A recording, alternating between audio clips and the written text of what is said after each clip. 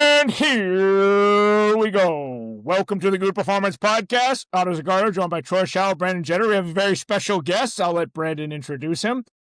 Yeah. Hopefully we get some exciting stories and, hopefully you're entertained. That's about as formal as it ever is. Yeah. Brandon, you can introduce TJ here. We're joined by my guest, Tyler Jackson, aka TJ, one of my teammates at Washington State, which was almost like a decade ago, which is crazy. My first guest on the pod, so he's got a lot of, hype to live up to, because if he fucks it up, I'm never getting anyone on here again. Yeah, man. I'll let TJ explain himself, but I mean, yeah, he was my teammate. He transferred over from a JuCo in Portland when I was a freshman at Washington State. I ran into him and his roommate before fall training had started. I was out there early moving in. At the time, I thought I was gonna be transitioned to being a decathlete, so I was throwing the shot put really shitty, and they came up to me and were like, "What are you doing, man?" And from then on, we super clicked, stayed in touch with them even after I left. But yeah, I mean, TJ, you can take it from there, from high school onward. I know you're from Washington. From Richland, which is people on the, in the good sphere aren't going to be familiar with Washington. Anyone not from Washington is not going to be familiar with Washington. So Richland isn't Seattle, it's much more rural. But yeah, TJ, take it from there. So yeah, I grew up in Richland, southeastern Washington, probably it's 3 cities. It's called the Tri-Cities, about 200,000 people. I came up playing all the sports, right? So, basketball, baseball, football, wrestling, track, obviously. But I started, I was really big into high school football and high school track. I wasn't the best athlete. To be honest, I was kind of fat. I was like 300 pounds in high school. So how tall are you? Okay. All right. That's not terrible. That's not that fat. Yeah, that's standard. That's a standard big guy. Yeah. I was a standard big guy. I was okay at football. I didn't really start till my senior year. I was better at track. I kind of gravitated towards more track because I was getting, letters, it'd be, "Hey, Tyler, come down to the office." And then there'd be a letter from like some D2 school from Iowa or something. So I was like, I gravitated more towards track.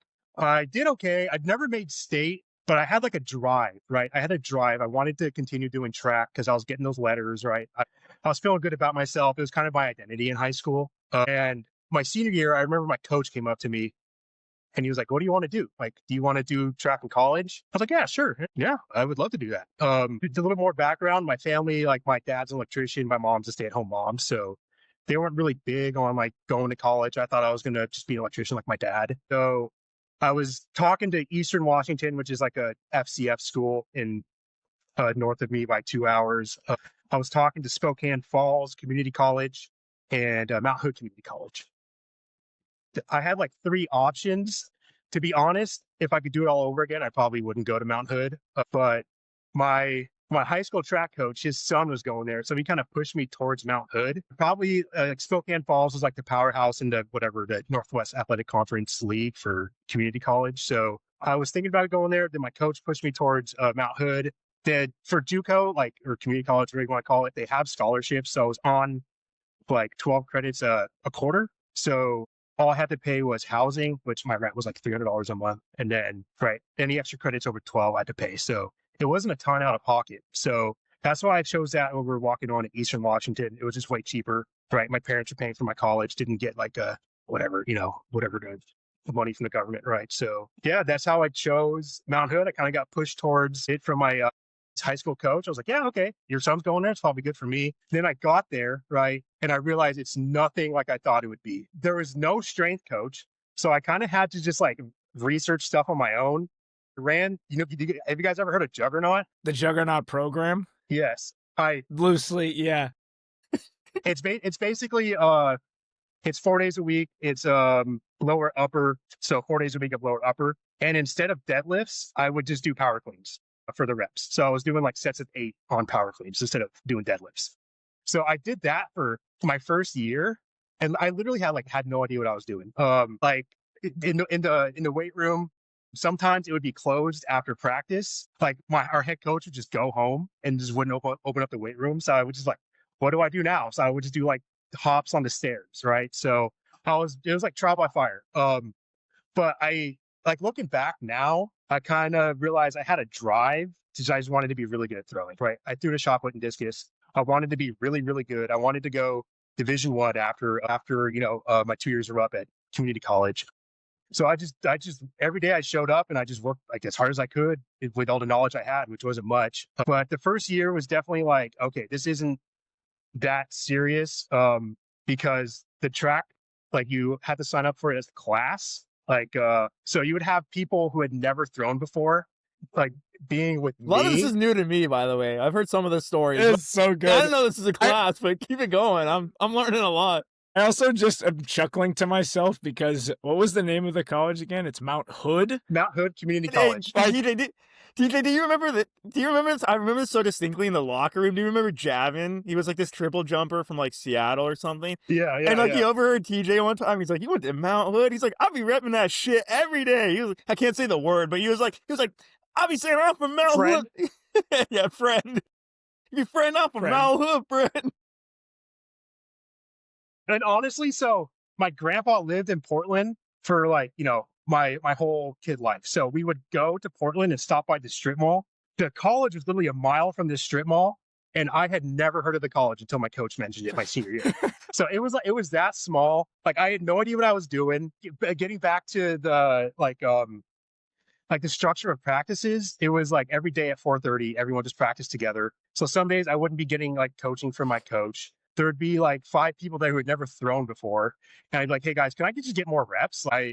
I'm serious about this. Like, can I just get in the circle and throw?" And I'd just be watching like YouTube videos, like trying to just collect all the knowledge. Yeah, that was my, go ahead. When I was going to say, when you were there, did you kind of run into, you had people that didn't have any experience throwing. Did you run into the stigma of being like, "Oh, this guy thinks he's like so good, like he takes it so seriously, like, come on, like you're at Mount Hood." Like, did you ever run into that from people? Like, what are you doing, dude? Like, why are you trying to get extra reps? Like, relax, it's not that deep. Did you ever get like kind of a communal, like, this guy's such a hardo, A little bit. Like even the other throwers who like were from the Portland area they were better than me in high school. They like they'd be like, "Hey man, like why are you such a tryhard?" But like I just wanted to get better. Like that was my main goal. Like I had such tunnel vision when I was there. And like I didn't realize it then, but looking back, like every day I just wanted to get better, right?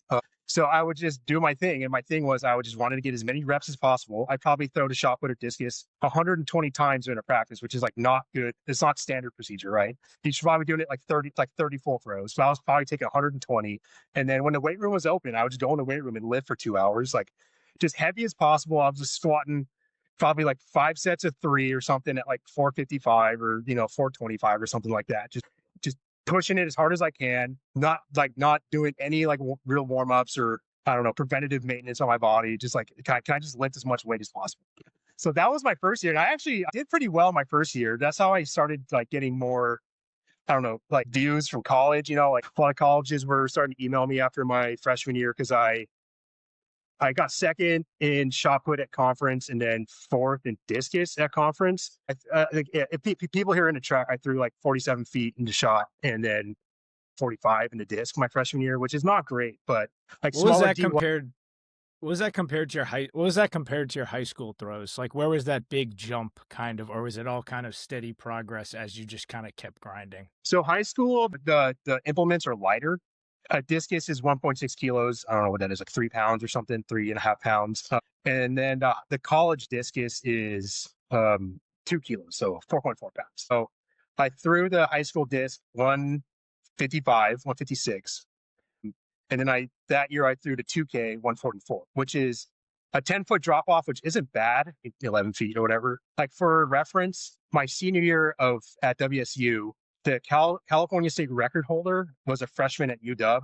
He threw 211 in high school, or 215 around there, and he threw 177 his freshman year at UW. So I improved a lot. Like, but in high school, like I didn't have great coaching. Like the coaches were present, they were there, but like they didn't know the science behind or throwing or like technique. My coach in college was a little better. Probably wasn't like the best, but it's a community college. Like, what can you ask for? But yeah, it was a weird experience just going. I thought I was going to go there. I thought it was going to be like a college program. I thought we were going to have weights. Like I didn't ask any of these questions. Like when I took my visit, I was like, "Yeah, man, I'm throwing in college. I'm in college. Like this is great." Like I didn't think I'd be in college. Yeah, it was an interesting first year. I actually almost to be said. There's something to be said about what you said earlier, where you're like, I didn't know much, but I was just going as hard as I fucking could. Like, I was just going as hard as possible. Like, I didn't really know anything, but I was just going as hard as I could. I was throwing as much as I could. I would go to the weight room and lift for 2 hours. Like, we've kind of all, like, us three have been in that phase of our life before too. There's something to be said for that. Like, it does, like, you had straight tunnel vision. You're like, I don't care about anything else but going to a better school, getting out of here and being better at throwing. I'm just going to go as hard as I can. And I think that a lot of people some people get lost in the weeds of things or don't even have that internal drive necessarily to be like, I'm just going to go as hard as I can. So if you have it, you have it. And you either have it or you don't. Like, I either have I'm going to fucking go as hard as I can, or you don't have it. And like, I don't know where that came from. Like, my dad's an electrician and he works, 60 hours a week. He was driving 100 miles each way to job sites, just working. And I think that just like rubbed off on me. Like, I don't know why I had this drive that like a lot of people didn't have. And I didn't realize I had it. Like, it was just like, let's just get better. But yeah, just having that, I feel like is just how you just become successful, even if you're not the best. It's just showing up every day, stacking days. That goes for anything in life, like your job, your relationships, your diet, your training. Just having good days over and over again will just eventually lead to success. So there's like a hidden message in there, right? Like, this is not what I thought this was going to be, but I just continued pushing. Like, I had a good first year. The second year I came back, that coach, the head coach, actually, he stepped down from the head coaching role. So we didn't actually have a head coach that year. So that was interesting. But I came back. I had a slightly better sophomore year. And then I started to get more looks from, smaller D1s. But I actually I wanted to go to WSU, mainly because like I grew up in Southeastern Washington. What's it called?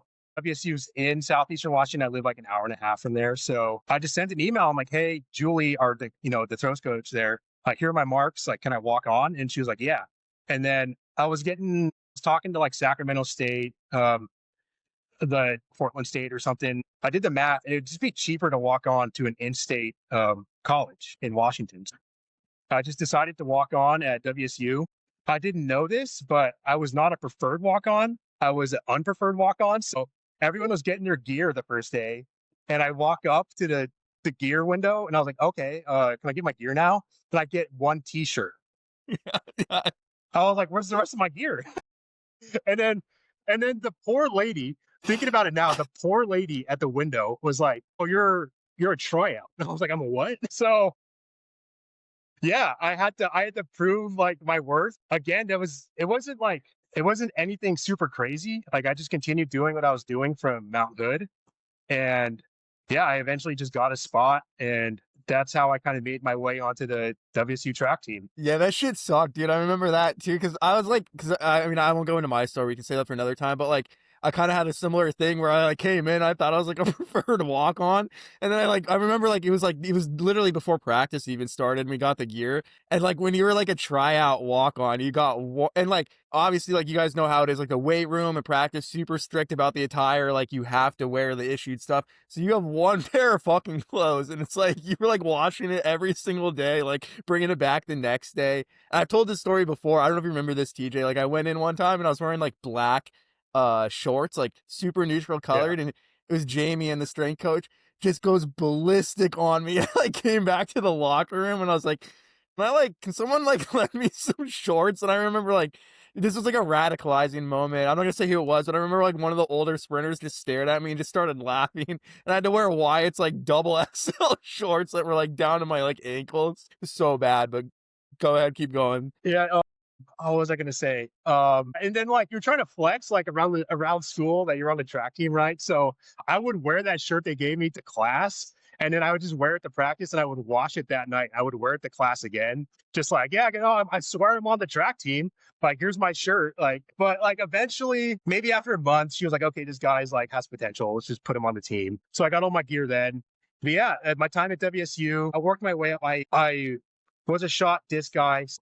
I took my PR from 149 feet in a disc, and I redshirted my first year at WSU to 161 feet my redshirt year. So I was starting to get like into like what Pac-12 throwers should be throwing. So I kind of like earned my stripes that freshman year. Brandon's kind of touched on my roommate Wyatt. He kind of came through that same process. He was from a JuCo. He was from a JuCo that was like 10 miles from my JuCo in Portland. So we kind of hit it off right then and there. So me and him were just like, I don't know, we were just partners in crime, right? And I think where we really earned our stripes was in the weight room. We would have practices and me and him would just, or not practices, we would be having weight room sessions, right? And me and him would be trying to put all the weight on the bar. We'd be screaming, we'd be pushing each other, we'd be screaming in each other's faces, you know, just total meathead, like, let's work. Like, and he had the same mentality, like let's work every day. Let's try to be as best as we can be. And I think that's where we kind of maybe earn the respect of some of the older athletes or some of the better athletes on the team. Some of them probably thought we were annoying, but we probably grew on them after a while. So yeah, we were kind of like the culture guys, I guess, looking back at it. I don't know, Otto or Troy, if you guys follow like college wrestling, but college wrestling's right. You have 10 starters, but you have like 40 guys in a room. Like me and Wyatt were just room guys our first year, right? We were the guys who set we set the culture. We just showed up, we worked, we didn't make excuses, and we just tried to push as much weight as possible. I'm convinced that's the only reason I got on the field in college was because I was a good teammate and a locker room guy. That holds weight, and I know other people who have said the same thing. I was just a culture guy. Like the coaches liked me and my teammates liked me, so I got on the field, or like I got to play. And like you're saying, to college wrestling, like yeah, there's 40 guys on the team, only 10 of them can wrestle. Like those other 30 guys, like they need to be culture guys and bring those other 10, like rise those other 10 up, you know? Well, yeah. So, oh, go ahead. I was gonna say, I think there's something interesting, and I'm sure you noticed this when you made that jump from JuCo to Washington, where it was like you're in this weight room now. You have access to these facilities. Yeah, I'm gonna spend all my time in here. I can use what? I can just work out here. This is way better than like the rusted free weight set I was using, like grinding, trying to hit those marks. And I feel that sometimes I notice when athletes get access to that, and I don't know why this is, maybe they just have always had access to high level facilities, but when you get access to that, it's like, yeah, this is like dumping gasoline on the fire when you have that drive. And it's like, this is the best. You have an actual training room. Like I have someone that I could go to where, you know, something hurts, as opposed to, you know, maybe your coach is your trainer, strength coach, like he's everything. He's sports med, everything, where now you have people who their job is to study this stuff and help you out. And I just think that some people take that for granted, and I don't think it matters what level you're at, but you always see the difference between people who appreciate what they have and where they're at versus people who take it for granted. And I think I just noticed that as a big factor. When guys would utilize every resource, it was pretty much an indicator that they were going to be successful. Whereas, yeah, you know, whatever, like cool weight room, I'm not going to go in there. It's a force. It's like, all right, well, why are you here? Why Eve? Like, what's the point at this point? But that's it. The similarities that I'm just hearing from the story, it's like Brandon and I have talked about this, and Troy and I have talked about this, where there's certain like athletic paths that just those dots connect, right? Completely different sport, different side of the country. And it's just like, I'm sure Troy, you resonated with that. Like, yeah, we're just meatheads in the weight room screaming at each other, like lifting more weight. Is it the best programming? Like, is our progression like optimal? No, but it worked. Like you have all that fuel in your, I would say, early 20s, and it's just like, use it. Right? Don't waste time on trying to be, I mean, optimal is good. You should be smarter. That's why we train guys now. But yeah, empty the tank, man. It's awesome. So keep going. I'm curious to hear like the next you're at Washington. Of this, you're at Washington State. What did we lose, Troy? No, he said keep. I was saying he said, going. He said, keep going. You're at Washington State. You're a locker room guy. You're a culture guy. Right. Redshirt year. I'm just happy to be here, man. Like I thought that they wanted me here. Turns out maybe I won't make the team, but hell yeah, I'm here. Where do we go from there? So you guys did a shitload of conditioning too, TJ. I do remember that. Like when you, yeah. my first year there. My first year there, I didn't. So our coaching staff came from University of Idaho to WSU. And then we had one girl on the team who was at U of I when our current coaching staff was at U of I. So she was telling us about a week before practices started that our coach is going to run us. And I was like, what do you mean run us? And then she said, we're going to have to run timed 400s. And like, I'm at this point, I'm like 290 pounds. I I did the football conditioning in high school where you run like a 110 in under 20 seconds, whatever. And you do that 10 times. Like it's nothing crazy. The first day we get out there, we have to run a 400 and then do a circuit. Like it'd be like squat jumps, like 50 squat jumps. And we did that 5 times. And I remember on my fifth 400, I was like the last person. Like I was not prepared for this at all. That 400 I ran was probably 2 minutes. And I was like, what the hell am I doing here? What did I get myself into? I that probably lasted, the conditioning probably lasted like 6 weeks, 2 months maybe. But you just kind of had to grit your teeth, put your head down and just keep going. But she ran us. She wanted, go ahead, Troy. Do you think they were doing that to try and like get people off the team? Like you were a walk on, you were like I'm not sure if I'm supposed to be here, and you're a throwers, and they're just like, yeah, we're gonna run you 400. You're gonna run 400s, like unheard of for throwers. No need at all, like zero need for that. Like, do you think that was their way of trying to get people off the team? Yeah, that year there was probably like 10 walk-ons, unpreferred walk-ons or whatever, or tryouts, whatever you want to call them. And I would say it was probably me and one other guy that made the team from that group. So yeah, it was like, well, she did that anyways. Like she did that no matter what. I think in throwing, like you have to have mental toughness, but it's a different type of mental toughness, right? It's not like football, like Troy, everyone's heard it. You got to sprint when you're tired, right? It's not like that kind of mental toughness. It's like you're at the Pac-12 championship. You have one throw to execute. Can you execute? Can you be mentally tough enough to think through your throw, your progression, not let the outside noise like crumble you in that moment? So I think she wanted to build mental toughness there.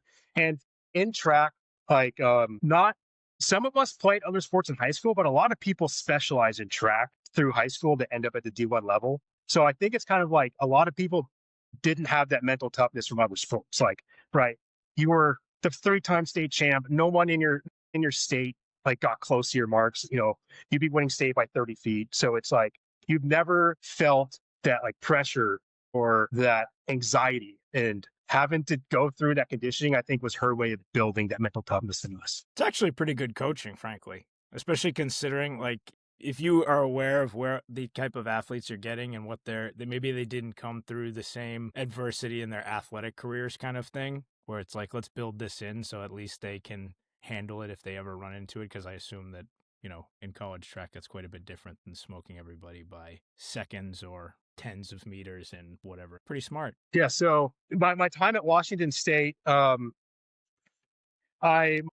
junior year, I didn't really improve that much. I got a degree in economics, so that was like my full course load that year. I was probably sleeping like 3 hours a night during the competition season. So I didn't have a great junior year, but my senior year, that's where I really kind of improved. Actually, I only had to take 1 credit my redshirt senior spring semester. So I was just full on to track. Like that was my thing. I was, I had all this time. We would lift, we would have our practices, and I would just kind of hang out in the locker room. Like that's all I did for 4 months. So I had a better senior year. I ended up throwing 174 feet. So I was like, how I like to put it was, I was like, in football terms, I was like the guard that kind of maybe started like his senior year. Like he went through the program and played guard, that one senior year, got to start and do all that stuff. Like I was on the travel team. I went to the Pac-12 championship, and that's kind of where like my career ended, was there at the Pac-12 championship. So that was kind of like my progression from high school to being a senior in track. I'm going to have to stop you there because you just kind of ended that story like, yeah, whatever, it ended in the Pac-12 championship. So you went from Mount Hood Community College to Pac-12 we're not just going to gloss over that, right? Like that's quite the trajectory. And then if you were to break it down, I don't have the numbers in front of me, but I know the numbers for football with how exceptional that is. Like that's so rare to do. And it's interesting hearing you say, I don't know what was in me, right? Like, I don't know what the drive is, but I don't know, but I'm willing to bet that not a lot of athletes in track and field go through a similar progression. I could be wrong. Before you got on, Otto, I was like, when we were just testing everything, TJ was like, oh, I'm not like an elite athlete like you guys normally have on. Like, I think I'm just going to be bullshitting on here. I was like, well, first of all, we love bullshitting. And then like second, I was like, dude, you went from like a shitty ass, like pretty much like the worst JuCo possible to competing at a Division I level. I'm like, that's, like when you get surrounded by a bunch of other people that were Division I athletes, sort of, you forget. And I think Troy and Otto, you might realize this working with high schoolers. I know when I started working with high schoolers, I'm like, holy shit, like 0.1% of these people can play at the next level or do whatever, do their sport at the next level. Yeah, well, your perception gets completely eradicated, right? Because I remember even when, I don't know if I've said this story in here, when I was driving to Syracuse my freshman year, I remember being on the phone with my pops and being like, yeah, this might be too much for me, right? Because like Massachusetts ACC football, you're thinking, these guys are the guys. And I remember getting there, and 2 weeks later, I called him up. I was like, yeah, I think I'll be just fine. But you have no idea until you're at the level. And then if you go back, you're like, oh, wow, I guess that is pretty good. And we typically try to celebrate. I think what's more impressive, because a lot of factors play into where your career is capped out at, right? Maybe you're not going to be an Olympic thrower, but like you're also not going to be 6'5" and like broad jumping 12 feet or whatever it is. Like there is a genetic element where you're capped out on what you can accomplish as an athlete. But what we try to celebrate is, okay, these are the cards you're dealt. What are you going to do with them? Right? Like the kid that starts not being able to do a push-up and then benches 350 pounds is a lot more impressive than the kid that starts benching 335 and ends up benching 350. Like, yeah, he's super strong, but all right, like, sick, you added 20 pounds to your bench. This kid completely transformed his life and his entire like relationship to sports and athletics. You know, made a PR. Right. So I think I wouldn't gloss over the Pac-12 championship. It's like, yeah, you know, like whatever. That's still elite. That's top 1%, 0.1%. Like, that's impressive to me. I don't even like, I'd say that's almost more exceptional than football because there's fewer spots, right? How many people compete in that from Pac-12 championship? Like how many athletes are there? A couple from each school? Yeah, probably. I think I was ranked 8th going into the Pac-12 championship. And, you know, there's probably, I don't know, 25, 30 people that are serious discus throwers. Yeah, so you're one of the best throwers in the country, and you're just like, yeah, you know, whatever. Well, it's like Interested. I'm really interested too now that JuCo guy, Brandon's JuCo guy, Elliot was JuCo, no? Or did we just talk about it with him? We just He talked didn't. about it. Elliot- We just Elliot talked about wasn't, Mississippi but JuCo. Alec was. So I was gonna say, we've talked about JuCo a lot recently. Now there's 2 guys who went to JuCo. Is that a lot more common out there? Because out here, I only know one person that went to JuCo, and it's Otto's younger brother. Like, Right. there's no one. It's not a thing. It's like not a thing that people do. But for you, it was like, all right, well, this is like, I don't want to say my only option, but like this is just what makes the most sense. And people out here don't think of it like that at all. And we've just talked about it more and more recently, and it's just it's getting more and more interesting to me. And Otto and I have talked about it as well. Yeah, because as an athlete, it makes sense. You get your gen ed credits out of the way, and it's far cheaper, especially if you're a fringe guy. You really want to do something with your athletic career, but you can't necessarily earn a full ride. JUCO's way cheaper. Like, do that, develop, get older, like, get your gen eds out of the way. Because English 101, I'm sorry to tell, it's the same. Like, it's whatever. Yeah, I would say I chose the JUCO route. It made the most sense, like money wise, right? Like I was getting a scholarship too, so it was like this just makes the most sense. You guys have talked before about like perception of like people who go JUCO. Like I didn't think it was bad to go to the JUCO route. Like my parents were just happy I was in college, right? I was like, I never thought I would go to college. We don't think okay. it's bad either. We like it. It's just people, for whatever reason, put a stigma on it, which like, but we don't think it's bad. We endorse the JUCO route. You know what I mean? And I'm go ahead. Sorry, didn't mean to cut. No, you're good. You're good.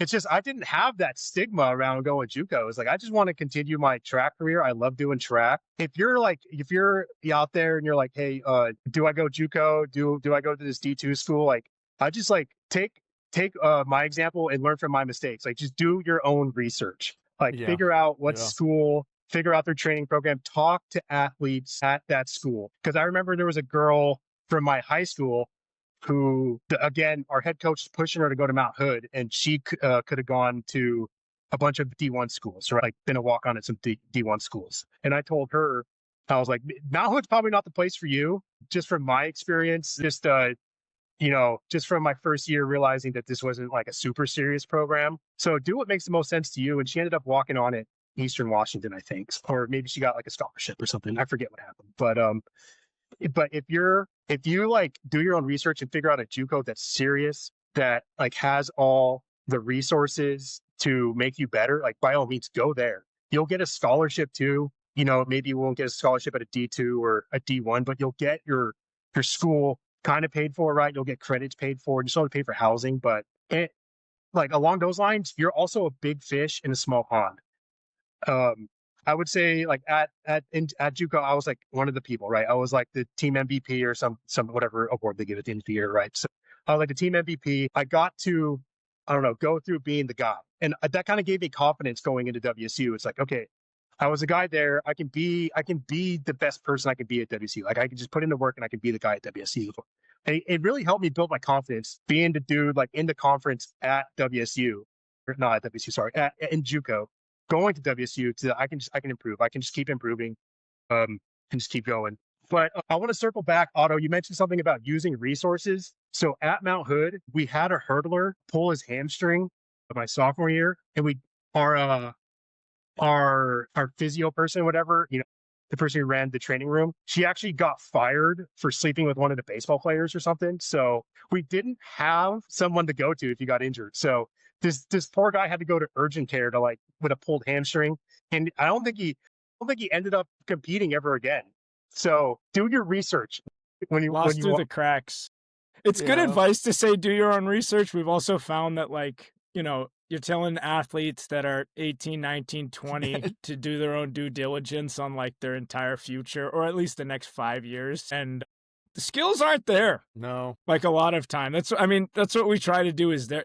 I think. On top of doing your own research, hopefully you're competent enough that you can, like you said, talk to athletes. Talk to guys close to you in proximity. I think we've said it on a previous episode, someone that mirrors kind of what your strengths are or a similar path to you, but get connected with people that are in that world. Don't take the local guy that's working the chains at the football game who played sports 40 years ago and be like, oh, well, you got to do this. Maybe that's a good idea. But for the most part, find someone that has pretty current real world experience with it, because that's where your best information is going to be. Even more so than like looking stuff up on the internet or looking at the school's webpage. Because I'm sure before that, person got fired, the profile's there, very legitimate athletic trainer person. Well, not so legit. Lo and behold, not so legit. That's a big one, because I kind of lived that the following year when I left Washington State. And like I could do a whole podcast on my stories in junior college, but just to kind of reiterate TJ's point, I remember because I was trying to transfer and there wasn't the portal yet, so it was way more complex to transfer. And I had these like low end D1s that were like, oh, we might offer you scholarship, might not. So I took it down like to the literal wire, and I enrolled in junior college like the night before classes started. And it was like a nightmare. It was like a massive mistake. And if I had just asked people, I could have just gone to, you know what I mean? I could have moved 8 hours south and gone to a junior college in Southern California, because it's true of any sport, right? It's true for football. It's true for basketball. Any sport that you do in junior college, there's powerhouses. There are junior colleges that, their resources border, like for athletics, at least, they borderline, rival maybe some of the lower end Division I programs. And then there's junior colleges like TJ said, where it's like, dude, it's like elementary school. Compare it to prison, honestly. I know I've said that before, TJ. I'd be like, yeah, I did my time in JuCo. It's almost like a prison sentence because everything was so bad. But yeah, keep it going, TJ. So you finish up. I know one thing, we got a good amount so far. One thing we started touching on is, training post-collegiately. 37U was something that got brought up because I'd mentioned it to Otto. I remember, just for background on this, I talked to TJ. I left WSU almost a decade ago, and I talked to this man like every day. We're in multiple group chats, and it wasn't until like So you finished at WSU and you went right to 37U, or was there any jump of anything else in between that? So I finished college spring 2018. I moved back home. I'm looking for a job, the whole post-college thing. I get a job in Spokane, Washington, which is like 2 hours north of where I grew up in the Tri-Cities. And I just start there. I actually got into CrossFit. I lost probably like 70 pounds or something. I didn't need to be big and strong anymore. So I got into CrossFit. I was just doing that, working, living the young professional life. And then in the break room at my job, some dude comes up to me and goes, "Did you play football in high school?" I was like, "Yeah, I did. Yeah, I dabbled, I guess, like nothing crazy." And then like that conversation doesn't go any further. I'm like, oh, okay, yeah, he just wanted to talk high school football. About 2 weeks later, he like, I guess through the grapevine figured out I did track in college. I was like a college athlete or whatever. And he was like, hey man, like I'm part of this we call it semi-pro. It's not semi-pro, it's just club, right? But like It before is semi-pro. Like, you're a professional, not maybe in the sport, but you're a professional and you're playing sports. So it is semi-pro. So he got in contact with the coach and he was like, hey, just come to one of our practices. I was like, okay. And I got nothing to lose. Sounds fun. Sounds like, if anything, you just go out drinking after practice or the games, right? Like, it's just a good time. I show up to the first practice and it's at a church. There's snow still on the ground. It's probably April or May, or not May, probably March 2019. There are no lights on the field. It's like 3 p.m. And we start our warm up. I was like, okay, this is like high school football. So we'll do our warm up. And then we break into our position groups. I played D-line in high school. So I go to D-line. We don't have pads at this point. We're just doing drills or whatever, like get-offs or something. After that, we did an inside run. And I was like, okay, we'll do inside run. And then the owner of the team, go ahead. No pads inside run. Yeah. So helmets, no helmets. No, so nothing yet.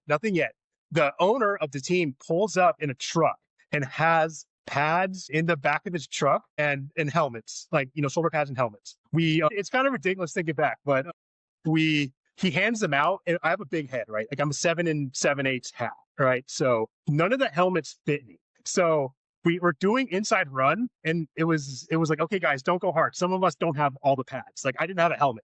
So we do inside run, and we're kind of fitting up, and then, right, so it's like the Pro Bowl, where someone lays a hard hit, and then things start to like escalate. So someone with full pads tackles the running back, and then it starts like ramping up. I'm like, I don't have a helmet. Like, this is crazy. Oh, like, God, I have to get out of this inside run. So that was like the first practice, and it was ridiculous. But I was like, yeah, whatever. This seems fun. I'll show up again. And so I show up. They have a helmet for me at the next practice, and more of the people are showing up. Oh, and then also at the first practice, there were no lights at this church, so people had to park their cars and turn on their headlights to like illuminate the field. So like it was just totally ridiculous. I'm like, but like I was like, whatever, let's just do it, I guess. The guys, like, first day of practice, like, how were your teammates? How were the people that were doing it? Like, what was the vibe like? It was interesting. So in 37U, if you ever played 37U, you know that there's a ton of skill players, but there are no linemen. Linemen are like impossible to get out. So there's like the O-line, there's probably 5 guys, and these are just the fattest guys you can imagine. Like, they can't get in their 3-point stance. Like, they're huffing and puffing. Like, they work a full-time job. They have families, but they're committed to it, right? It's like slow pitch softball, right? They just like coming out. They like hanging with the boys, right? Oh, that's what the guys were like on the O-line, D-line, right? It was just like, guys in their mid-30s who just like hanging out. So a lot of them are like veterans too. They've been doing it like 10 years, veterans of the 37U circuit.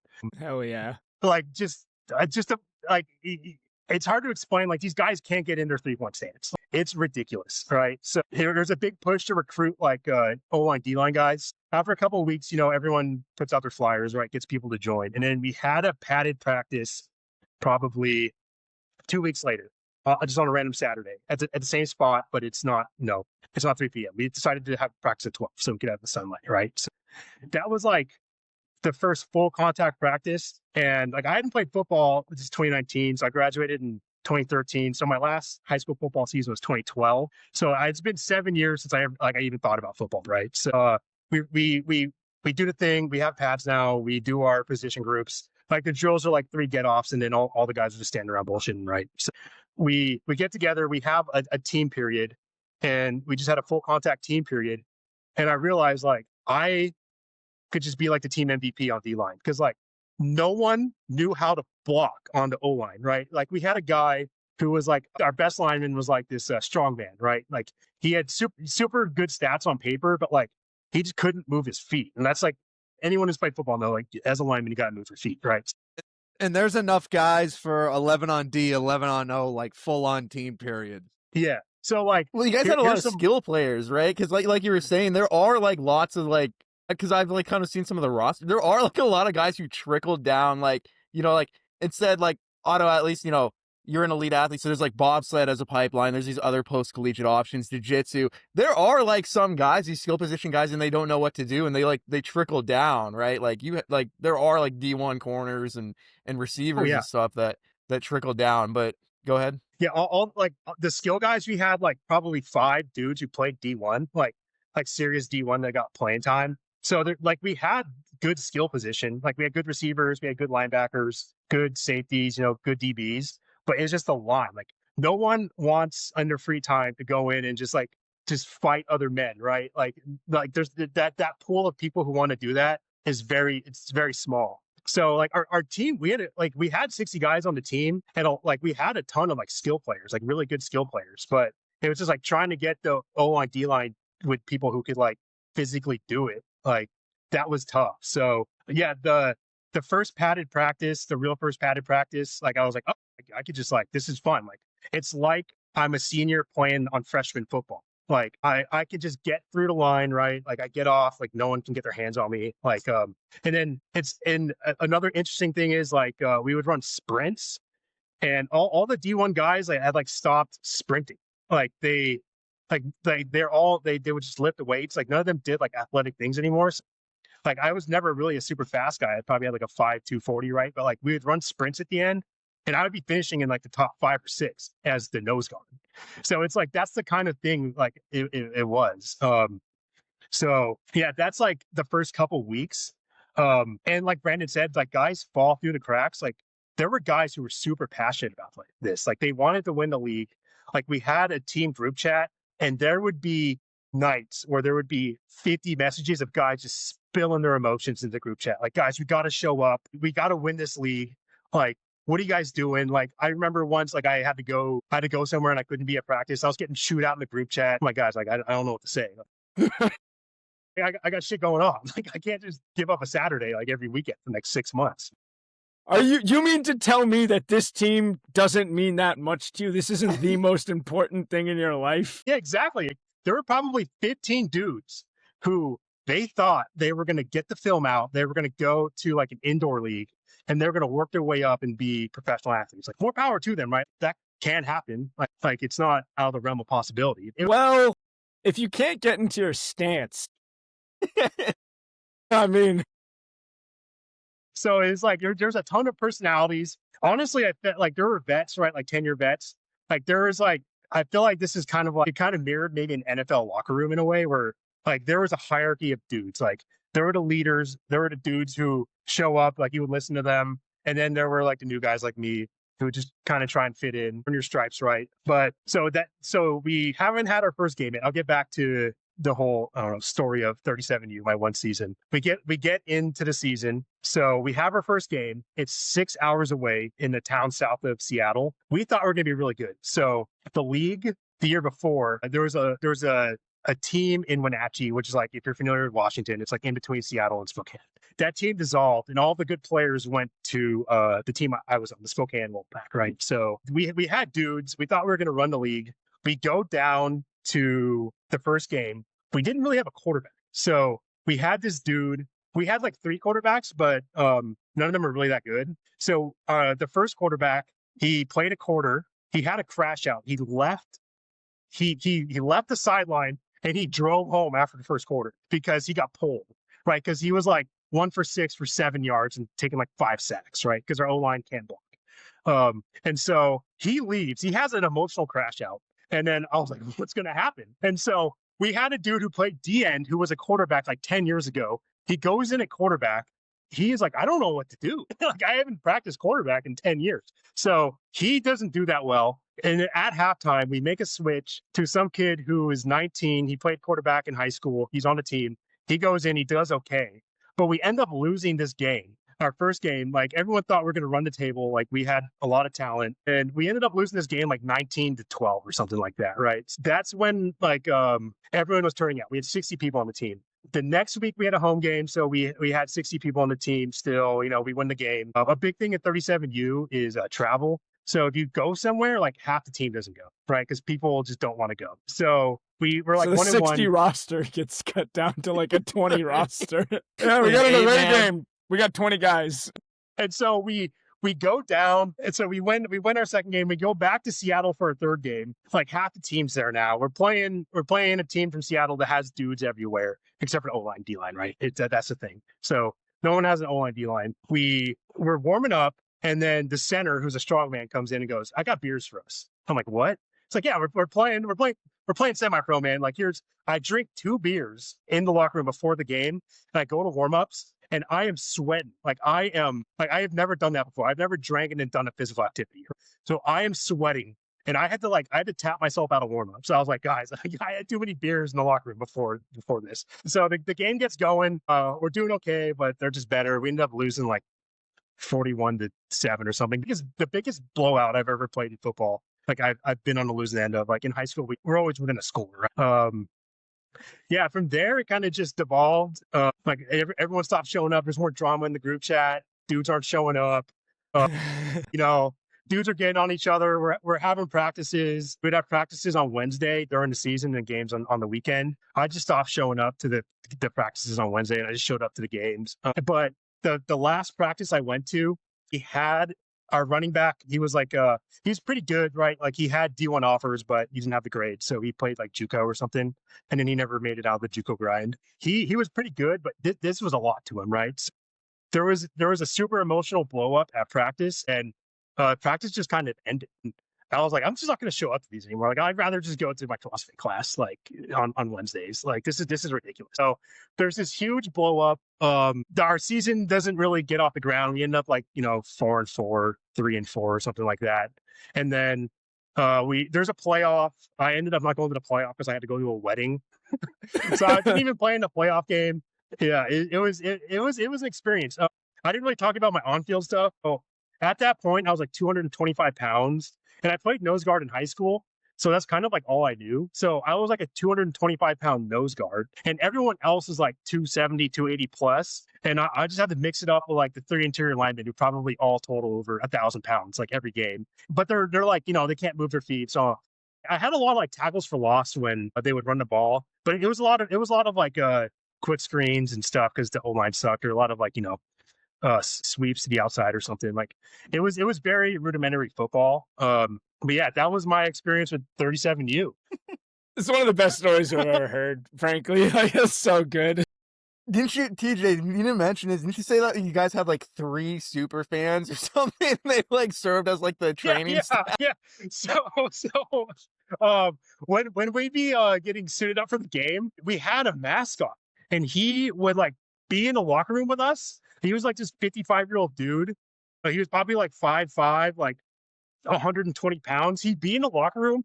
He would put on football pants and put on this whole outfit and paint his face. And one day I'm just getting ready. It's this is only for our home games. I look over. I'm like, who's this dude? And then someone who had played before goes, "Oh, that's our mascot." I'm like, "We have a mascot?"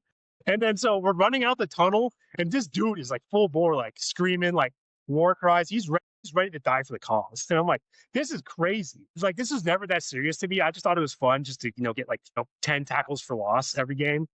It was super fun for me. Yeah, it was there's some dudes this was their community. This is, if they couldn't be on the team, they were helping with the team. With more power to them. That's cool. Dude, the 55-year-old mascot is so goated. The 55-year-old dude yelling already for the mascot is just we need one of those for the gym. And then yeah. Oh, so in every game there was an emotional blow up, and people would leave. Starters would leave the game. There was almost a fight between our offensive coordinator and our vet guard. Go ahead, Troy. No, I want to play. This sounds hilarious. Well, sounds. I want to play to be able to tell stories like this, and just see this. This sounds so funny. Content series out of this, Coach. I was just about to say, Coach, they got the Marlboro Shamrocks. If you want to do it, we can set something up. They got the Marlboro Shamrocks. They got the Mill City Eagles. Coach, this is what we do. You're going to be the villain of the semi-pro scene in Massachusetts. All those guys are going to hate you. Yeah, he thinks he's the shit. He played in college. He's got his whole team. I'll pose as an agent. We'll take it really seriously and just get the whole league to hate. You'll be the villain, You'll bring eyes there, dude. Dude, you stream one game, it'll probably get more views than any game has ever gotten if you just streamed it live on your IG page. Oh, and then so if you want to do this, every league probably has like a Facebook page where all the players just talk shit. And like every day at work, if I wanted to burn like 20 minutes, I would just get on this Facebook page and just start reading all the stuff of all these players just talking shit. Like, oh, we're gonna run over you guys. Like we're gonna have like 500 yards rushing, and like there'd be a post like that, and there's like 30 comments of just people talking shit. So it's like if you want to have fun with it, like there's Were there any like serious injuries or crimes committed or anything like? We did have a guard blow out his knee. I think we had a dude tear an Achilles. Like one of the linebackers tore his Achilles. Yeah, there were some serious injuries. Like I actually I think I got a concussion. Like there was a play, like we were playing Portland.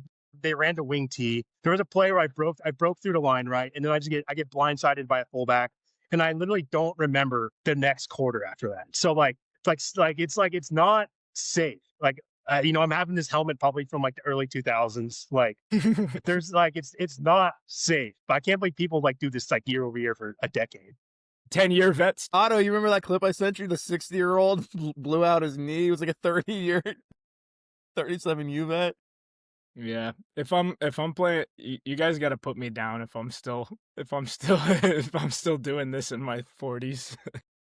So you just did the one season, you were done in 2019. You're like, I'm never doing this shit again. You're like, good experience, great stories, never again. Yeah, like after that, COVID happened, and I was part of the group chat, and I was like, I'm fine, I'm not gonna do this again. So I just took myself out of the group chat, and then that was in Spokane. And I ended up moving down to Boise for jobs. Like, yeah, that was it. Like I've never had I've never had the want to like find another 37U thing, but I'm sure there's one in Boise. Like they pop up everywhere. Like people love football. Like people played in high school. Or it's like some people like they were on the team in high school and didn't play, but they'll come out to you and they'll want to like play. They'll be a starter. 10-year vet. Well, that was fantastic. What do you do now? I heard you do some jiu-jitsu now. Yeah, so finish 37U, you move on, you just get back to training for the love of training, and then you get into jiu-jitsu at some point? Yeah, so like COVID happens. I don't know, like the gyms were closed in Washington. I didn't lift for like 6 months. I lost a ton of weight. I got into like running. So I was probably like 210 or something. I moved down to Boise. In that time too, like during COVID, like I got really into UFC. So I liked watching UFC fights and stuff. Like I got the posters and stuff here. But yeah, I was like, okay, I need another like I liked CrossFit, but I was like, I could just go without doing CrossFit ever again. And so I just found another hobby, and I was like, oh, jiu-jitsu sounds cool. Like I literally just Googled MMA gyms near me, and the first thing that popped up was SBG Idaho. I just show up there, I do a private session with the owner, and then I just started doing jiu-jitsu. That was probably 4 years ago now. So that's kind of my thing. Like, I'm in the corporate world. I have a corporate job, so like that's kind of how I blow off steam. This is I just do jiu-jitsu and, I lift a couple times a week. That's kind of my post-collegiate, It's quite the career. That's sick. That's awesome. Lots of stories to tell the kids for sure. I mean, I feel like, half the benefit you get is just when you go and try just things that, where did you ever think of that? Like half of it is just, now you got stories. Like now you got stories. Like stories are important. You need them. Like that is exceptional. That is, oh, I got to go to one of these games. They have them around us. Like I got to go see this. Like I can't even. You will see emotional blow-ups. You'll see a lot of drama. Like there's a lot going on. There's players getting on each other. There's dudes who will die for the cause. Like they want to win. Do they have like sports betting for it? Can you bet on emotional crash outs and like who's going to show up? Like I'm going to bet the quarterback leaves like first quarter of this game. like there's a whole like ecosystem I'm sure you can get something going, right? But yeah, it's that's awesome. It was fun. Like I have these stories. Like it's like to be honest, like I forgot like I did it. Like right, like it was kind of just something I did once a week for like 4 or 5 months. You never mentioned it until 2 months ago. It was, I don't know, like it's just like it was like one of my 3 hobbies I had. Like, and I just like I said, I just stopped going to practices. And I just show up on game day. I'm like, all right, I'm here to play nose guard. Like, Let's do it. You probably forgot that you did it because you were playing on the line with with a helmet from the 2000s. Like, oh yeah, that's right, I did do that with full-grown men too. You have like last year's Pop Warner helmets. Everybody weighs like 200 pounds, like full contact. Okay, I would like to touch back to your throwing career because it's something we don't talk about that much, and we have a couple throwers in the gym. That are pretty solid. One's trying to kind of climb the ranks, kind of how you did, and another one is, I think, what is Joe, a senior right now, coach? He's a 5th year right now. 5th year, yeah. But I'm curious as to, because it sounded like a lot of similarities with kind of our athletic journey was you're figuring a lot of stuff out by yourself. Like, this is something that's important to you. I assume that the only information you took wasn't just the coaches and your teammates. Like, you're researching, you're looking at videos on how to throw better, technique. Like, it's a passion of yours while you're in it. And I was curious as to, I don't know, some maybe aha moments or perspective shifts that you had along the way, like from high school to that Pac-12 championship, in just your approach to it, right? Because everybody starts out just slamming weights, like, I'm trying to throw this piece of metal as far as possible, and just, if there are any moments in particular with kind of how you approach training that were big shifts or technique, or even just because track and field is a lot different than with football. You mess up on a play, there's another play right after it. So you can take a bad start and finish good. But with track and field, it's you get your shot. Like, that's it. Like, you got to wait until the next meet before you can get that bad taste out of your mouth. So I'm curious as to kind of how you approach that, and if there were any, things that might not be as publicized or athletes might not be as aware of it. Because there's a lot of pieces of performance that, you hear the stuff that goes viral on social media or just stuff that strength coaches and performance coaches preach.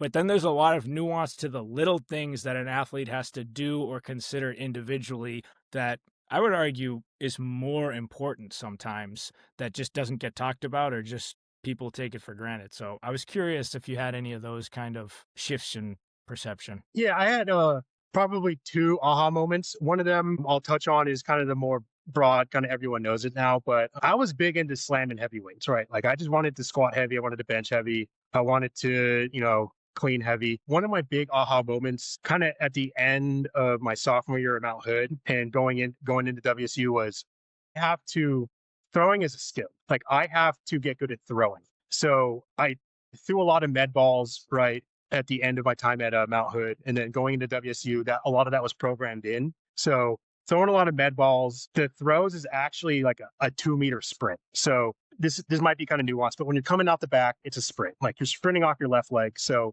doing like 10-meter sprints, 20-meter sprints, 30-meter sprints, doing a lot of athletic things, a lot of hurdle hops. If you're not doing that and you're a thrower, you have to do that. I would say that's almost as important or as important as cleaning heavy and squatting heavy, right? You're an athlete. You're not a power lifter. You're on a strength athlete.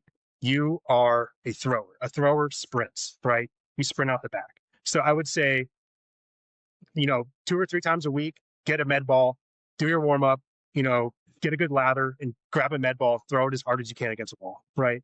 And then maybe 2 to 3 times a week, sprint, like, get a good warm up, get to where your peak, output, and then do some sprints, right? That will help you break to the next level, right, of your throws. 2, and this may be kind of not more known, is you need to have practices where you're not throwing as hard as possible. So this was a big aha moment for me, and where I think I improved the most going from my junior year to my senior year. I don't know. Myself, I'm kind of stubborn, right? I just kind of wanted to go in a circle and throw really hard. But taking practices where you don't throw hard, maybe 50%, you're just working on technique. The throws is rhythm, right? So you have to build that rhythm. Yeah, I say a big breakthrough that's probably not talked about as much is maybe you're having 5 throwing sessions a week. 2 of those throwing sessions, you should not be going anywhere near, 100%. You should be taking it 50, 60%, working on different parts of the throws. Yeah, just really breaking down the throw and understanding the throw. That is the biggest piece of advice I can give a thrower, right? To learn the skill of throwing, you have to have days where you're not throwing as hard as possible. You have to have days where you're breaking down the throw, you're understanding how your body moves, you're understanding where your body is from the back of the throw to middle of the throw and in front of the throw. Like, you have to understand. that was my probably biggest aha moment that I don't think is talked enough in the throwing community. Yeah. I mean, that might be not every, I don't want to say that's every, but I can understand that too. I remember there was a period where, again, you start out, and maybe it's just because you're young, so you want to get as strong as possible. Everyone kind of sees that strength element and the amount of plates on the bar as like, that's easy to understand. I know how to increase that. I just do more, and then my performance will increase. Makes sense to me at 19 years old. Yeah, okay. But it's a tough thing to do. And I think that was something that even I found was learning when to take your foot off the gas.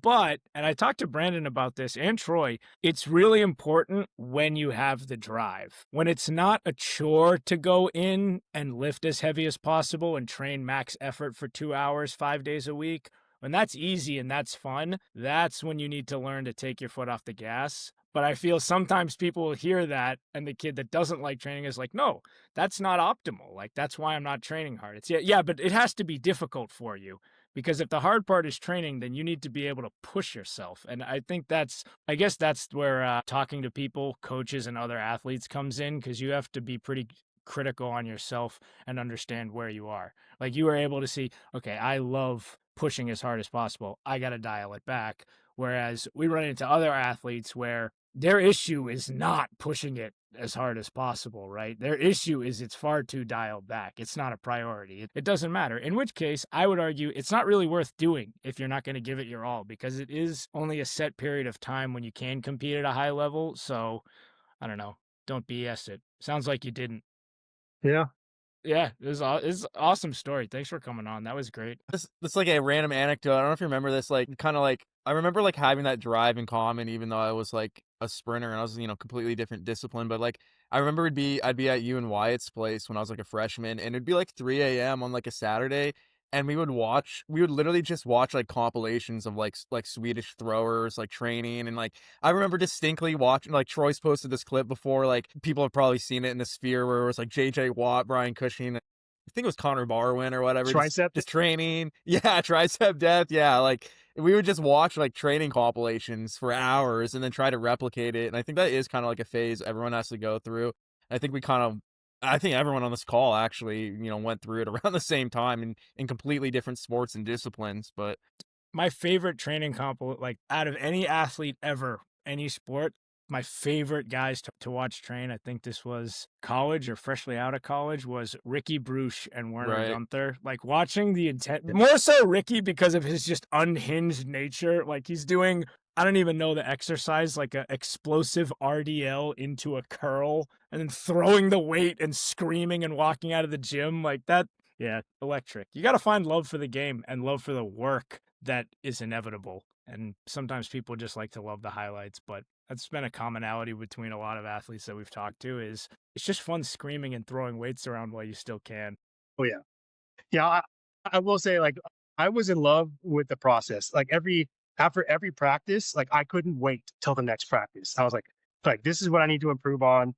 I just wish the next day was here. Like, I remember thinking that a lot in college. And then I kind of want to touch back on, like, maybe I downplayed how good I got at throwing the discus in my time at WSU, because I thought I was going to go to the US. I thought I was going to throw over 200 feet, right? Believed in my heart that I was going to go to the Olympic trials. I was going to be the dude who, got into the Olympics. Like, I thought like I was going to be that guy. So it was kind of like a come to Jesus moment in my last track meet when I realized I wasn't that guy. But I think that belief probably pushed me farther at WSU than anything else. Is like, all I have to do is listen to my coaches, lift the weights, do everything possible to be good, and then I could be that guy. I ended up not being that guy, right? But I think that belief that took me farther than anything else. Yeah, it's your own book, it's your own movie, it's your own story, right? Like, you grow up watching the underdog stories, everybody loves it. Most underdogs, they don't win, but you get the opportunity to live it and go through it, and that, I think, is the biggest value about it. Because, yeah, didn't make the NFL, like, I get it, but the idea that, like, yeah, this is gonna happen and I'm gonna do everything to make it happen, like, that's, I don't know, I look back on my career and I think that is the exciting, like, that's the fun part, that's what you get out of it. You get to fulfill the the childhood dream of chasing something big. Like you get to be your own hero, and then you can kind of come to peace with it. Like, oh well, it is what it is, but so worth it. You wouldn't have it any other way. I don't know if you would make any changes now, but I mean, it from the outside hearing this story, it's one of the best stories that we've heard, I think. Yeah, And I I've heard a lot of stories, lots, know a lot of guys, but that's an exceptional one for sure. And I would say this, the skill of just building good days, I have taken that into like my professional career. I've taken that into other aspects of my life. Just waking up every day and like, okay, I can be a little bit better today. Like I feel like that what I learned in track and throughout my athletic career, taking that into now my adult life is one of the bigger things. Like I'm really appreciative of that I was able to learn how to grind in college and take that into my professional life now. So yeah, even if you don't fulfill your dreams, right, you still can take those skills you learn and you can be successful in other aspects of your life. Yeah, I think we can call it there. That was great. Awesome. Well, TJ, I don't have any closing remarks. I was yeah, just gonna, tell the I people think where we they can end find right you. on that. What's your Instagram, TJ? I think I follow you, Troy. I don't remember it off the top of my head. It's like Working Man Tej or something. Working Man Tej. Yeah. Hell yeah. TJ, have you Hell posted yeah. in the last 5 years? I don't think you're. I haven't posted since 2020. I don't know, kind of low key on social media. I just doom scroll reels and send them to the group chat now. Good. There you go. All right, cool. Well, Brandon, he was phenomenal guest. Good job. Tej, thank you for coming on. That was phenomenal stories. Wait. Like, and just Let me go ahead. stop.